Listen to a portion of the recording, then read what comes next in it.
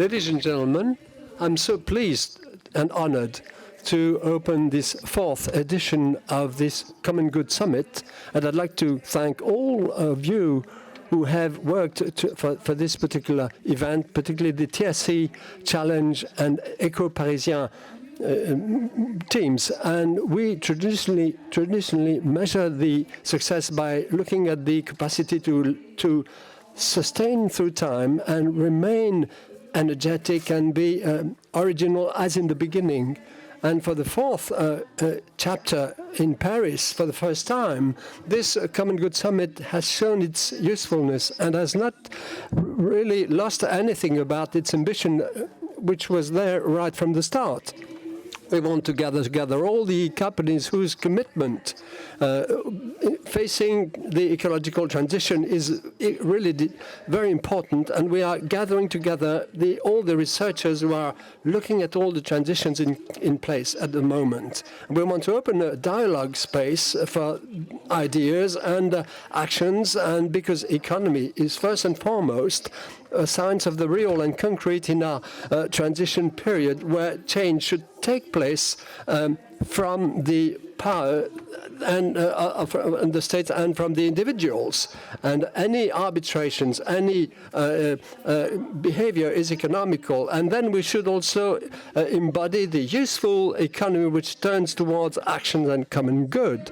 Now, this dialogue between ideas and behavior is very important for me and from some of the people here, because we are, through our trades, we have been looking at all the teachings and all the public actions, and we've looked at the companies, and we have looked at, I've been studying and teaching economy for the last 20 years as the head of the company, looking at the balance between mobility and sobriety, between the opening of the market and the actions for public goods, and as head, vice president of the SNCF railway, in charge of the digital transition, we want to adapt our governance models, and we want to have the tools and want to look at the world today and the world tomorrow with our personal gaze. With my personal academic history, it's really feeding my work today. I'm looking at the economic theory, and when you go into a railway station, what you do and the use of the trains before when you are on the platform, you look at the behavior economy, which is so important for Angela. Now, if you look at the station as an infrastructure whose development is part of the railway network, French railway network, you are looking at the economy, which is dear to Jean Tirole and Emmanuel Auriol. When we are designing our stations as a production of renewable energy and as an answer to the inequality, territorial inequality, looking for transitions, I'm looking at Christian Ollier and one of my preferred books, The Climate After the End of the World. Well, as an economist, as I was, and an economist I remain, and it was very clear to me that I had to maintain this link between ideas and actions. And I'd like to thank the Toulouse School of Economics who asked me to chair the board last year. So last year was a very important year for this school, which was a major establishment last year, because there's a triptych which is fundamental, which is research, training, and sharing. And we have been doing a great deal of work to transform the institute with a constant look for academic excellence and the best training for all the economists of tomorrow, based on the founding research and projects of Jean-Jacques Lafont. Now, this academic research, there's a multiplicity of events which are preparing for the success of the school. I'd like to thank all the academia, TSE academia, which are sharing all these common good values. It's at the service of the common good, and behind the theories and concepts, it gives a way of thinking of all this and to decipher the real and act.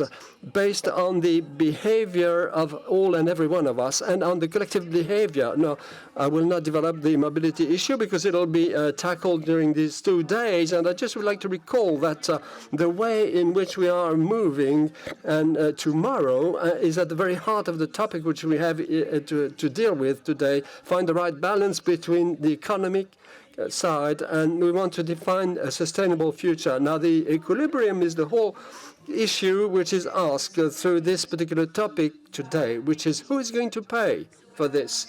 Of course, we'll tackle the financial issues and the investments, the debt, public debt or private debt. We'll look at the growth, inflation, and all these very important economic issues, and we have to find new resources, financial resources. We have a long-term issue which is important. We have to look at the economic transition, and we will delve into this, and we'll really look at this with Jean Pisani.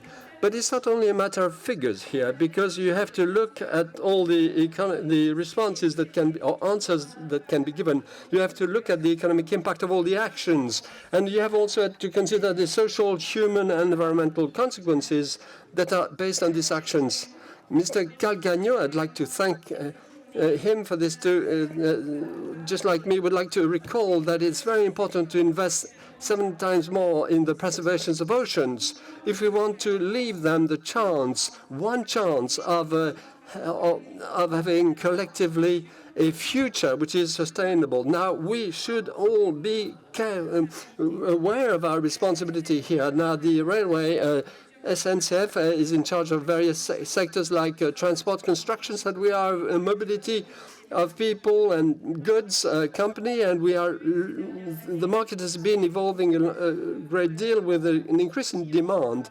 So, and we have to transport people, companies, and we look at the regions. Now, the transformation is one way to be successful, to meet all the demands and the expectations, and look at decarbonation and mobility. When we are thinking about the mobility relative to this climate change, we are doing this by uniting all our trades with a common approach, from the design of the railway stations through the territory management and the service to the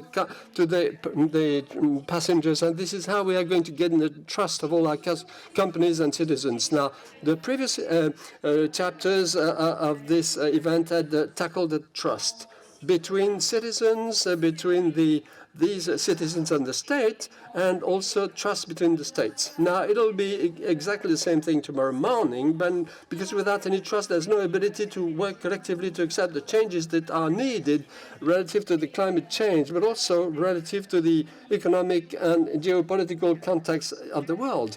Now, trust is individual and collective at the same time, and it's the same thing for the actions and for the lack of actions. So this approach, this dialogue between the perceptions of each and every one of us and the experiences of all of us, will lead to changes without forgetting about the common good, and whilst guaranteeing that we will be sustainable and having the right balance that we are looking for. Now, trust is key, but what about the progress? Because we have to act because of the climate change. There are there's the generative artificial intelligence revolutions, and so there are transformation issues for the companies that are vital for them, for their activities, and it will be dealt with. We want to know whether progress can save us. Or is it a magical artifact, or is it a tool for change, for adapting, just like the adaptation of our behavior? And I will be very much attentive to what will be said. And coming to my conclusion now, the economy is useful. And the economy is definitely, within the company, it's quite useful because the economic science looks at trials and errors, and it brings cast lights for the managers when they have to take strategic decisions, when they have to look at new organizational models for productions, consumption, and it is also a matter of having the right balance between transformation price and the lack of mobility. This is important for the dialogue between those who are acting in the economy and those who are thinking it, and those who are together are opening up new ways for the common good. Thank you.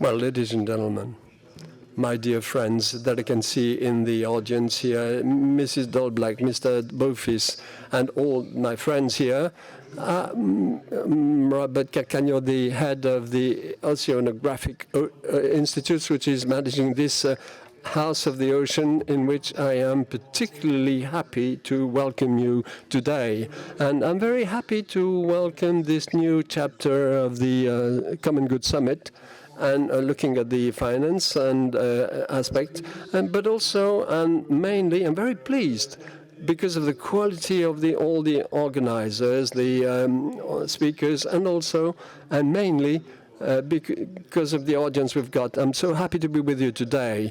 And also I'm very pleased to be among you because the topic is very much at the core of all my concerns, because I'm in charge of the ocean, and the ocean is definitely a common good.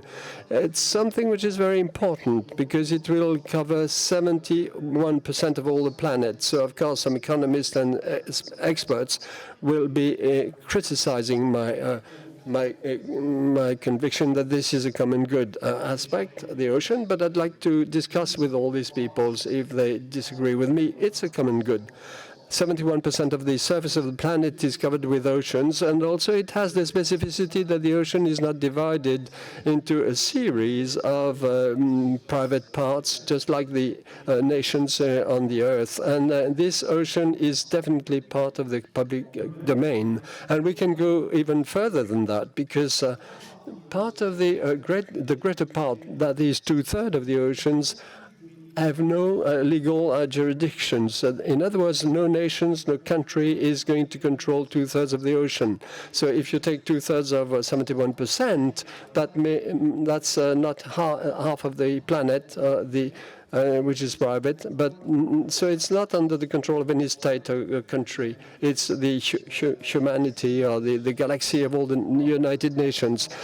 So it corresponds to the notion of public good, and this is something which is very precious, very valuable, because it is very useful and extremely important for mankind.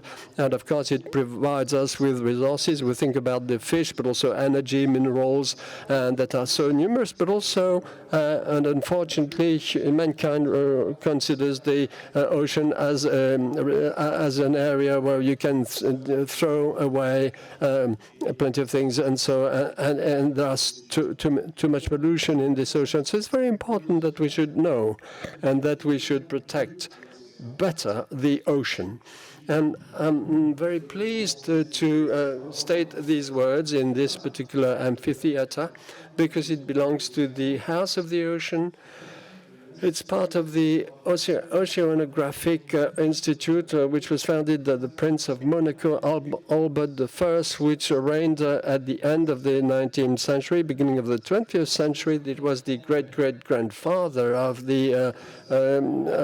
His Majesty, the current sovereign prince, and so he was very much in charge, very much involved in the exploration of the oceans and discovering seas. And it has left us with a mission which is very simple, which is still the same, which over more than 115 years is to understand, protect, and love the ocean. This is exactly what we are doing today. And so why should I say all that? I'm very pleased to say all these things. It's part of my speech. It's very common that what I'm saying, because when I was saying these same words 15 years ago, people were very skeptical. Why is he talking about that? Well, okay, it's very large.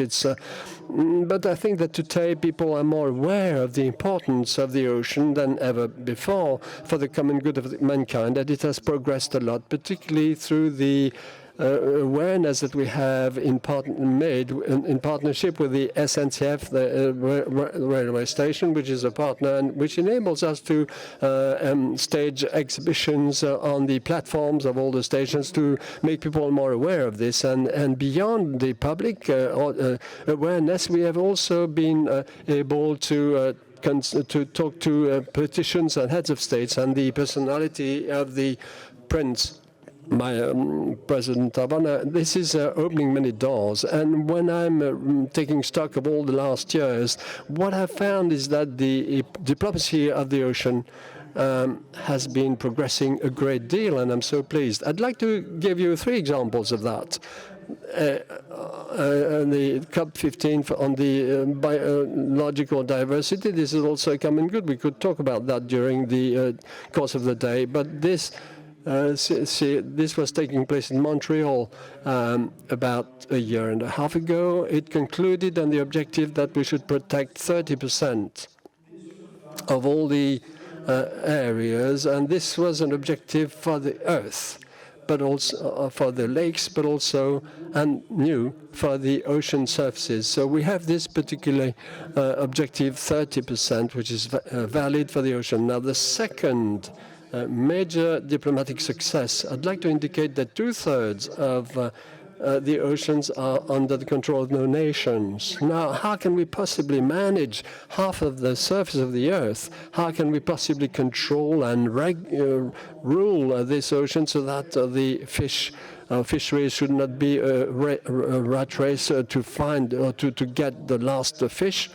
Well, there's an agreement which has been struck in September last in New York at the General Assembly meeting, which has to be ratified yet by 60 countries, but it's getting started. The Principality of Monaco was the first country to ratify this agreement, and we are progressing. And it says that beyond national jurisdictions, we should be able to regulate and control the high sea. This is another project. And you will tell me that within the current context with the Ukraine war, with the Israel-Hamas conflict, it is not going, we will not be able to continue. Well, that's not true, because in May, in Kochi, in India, there was a consultative meeting for the Antarctic Treaty meeting, and we defended a project which has really been unanimously approved with the vote of all countries, including China and Russia, to protect the archipelago of Angers. You don't know where it is, but it's at the very tip of the Antarctic Sea. It's very important to protect the pole, and I consider this as part of the ocean. And we have been able to do that, to protect these areas. It's an archipelago where we have been exploring with the Prince and with 100 heads of companies, including 20 Chinese company managers, in order to support knowledge and conduct scientific experiments. So this is all good, but it's not sufficient. As Mrs. Dolveck said it, the states and the NGOs and philanthropists and experts, scientific experts, university experts are not sufficient. And we also need to mobilize the economy. We have to mobilize the companies. This is particularly why I'm so pleased today to talk to you, because I think that in the audience here, there's a majority of you who belong to the world of the company, to the world of the companies, and this is why I'm talking to you, because we should mobilize this world of the companies, and we have indicated a number of figures, and I'd like to indicate that the economy linked to the sea is $1,000 billion a year in 2010, and this is progressively reaching $3 billion into 2030. So we are not talking about anything. This is an economy which is associated with the sea. It has to be done in a more sustainable, less polluting way. And also there's a second factor, which is the economy which I would qualify as the blue economy. Something which is really regenerative for the ocean and not and for the planet. And this is the economy which is going to contribute to the Sustainable Development Objective number 14 for the United Nations, to protect the ocean and what is under the surface of the sea, under the sea. And this particular blue economy is something which is very important. And as of today, we have been investing 25 billion a year. It's very small. I think we should invest about 175 billion, so 7 times more, to have a considerable impact. So this is the way that we should head to. And those of you who are not associated with the sea, you have links you have to help us to create such a thing. We want to protect the sea. We want to think about ways, and we want to have less polluting engines. And what about the culture of the Alps? Because with the oceans, we are at the Neolithic period, if I may say. As all of us, we are just pickers and hunters, and we are fishing, or we are collecting and gathering and doing and raising some herds. And so we have to understand how to develop the algae. And and I'd like to say that there's no magical solution here, and we should really go forward. Just a last message to be conveyed here. I just would like you to protect and respect the ocean. I'd like to convince you of this. If I've done this, that would be good. Thank you, Vincent.